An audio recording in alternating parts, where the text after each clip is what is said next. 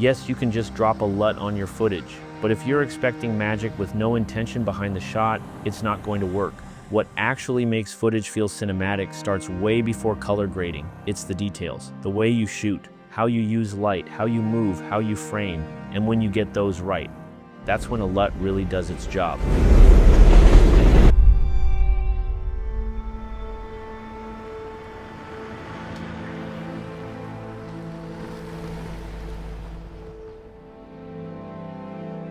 In this video, I want to share a few key things I look for when I'm out shooting.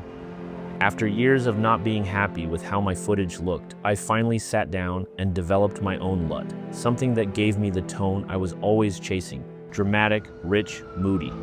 But before I get to that, let me show you what really makes a difference in the first place. It usually starts from the ground up: wet pavement after rain, polished concrete, puddles, glass, anything that reflects light. That's one of the easiest ways to add depth and visual interest without doing anything extra in post. It all starts bouncing off the ground and gives you that layered, cinematic look with almost no effort. And that gets even better when you time it right. Overcast days are a gift. You've basically got this massive softbox in the sky. No harsh shadows, no blown highlights. Everything just feels balanced and moody.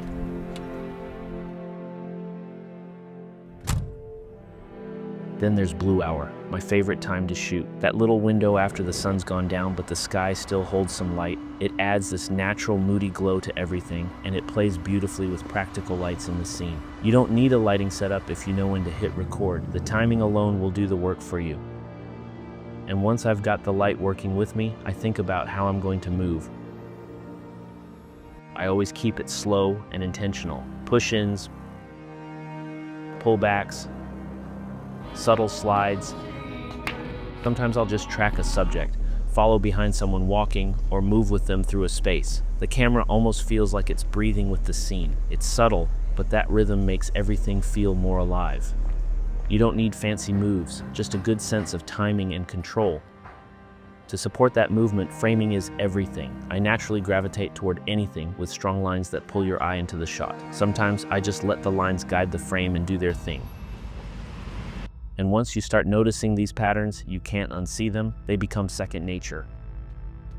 I mix warm and cool tones on purpose. A blue hour sky behind a warm light. That color contrast tells a story before you touch anything in post. It makes a frame feel intentional, emotional, even with no actors in it. I'm always combining elements that reflect the color palette I'm going for. Textures, light sources, and every element that enriches the scene and the mood I'm after. The more you build that in camera, the less you have to fake it later.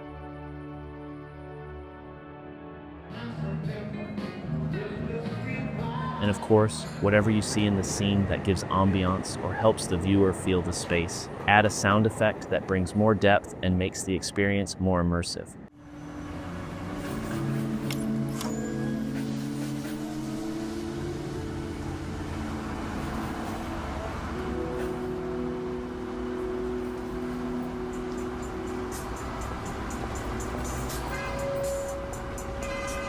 Once I've got all of that in place, then it's time for the final layer. That's where Obscura comes in.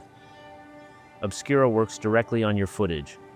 No need to convert anything, just apply it the way you shot it and it's ready to go. Or I'll manually adjust it if needed, and once that's applied, I like to finish things off with a subtle layer of chromatic aberration in CapCut. I set mine around 52%.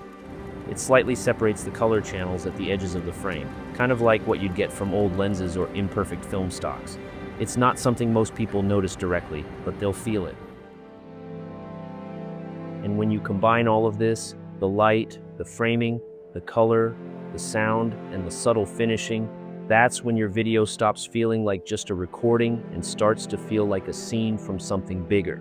You can find more about Obscura in the description of this video. Of course, there's a lot more we could get into.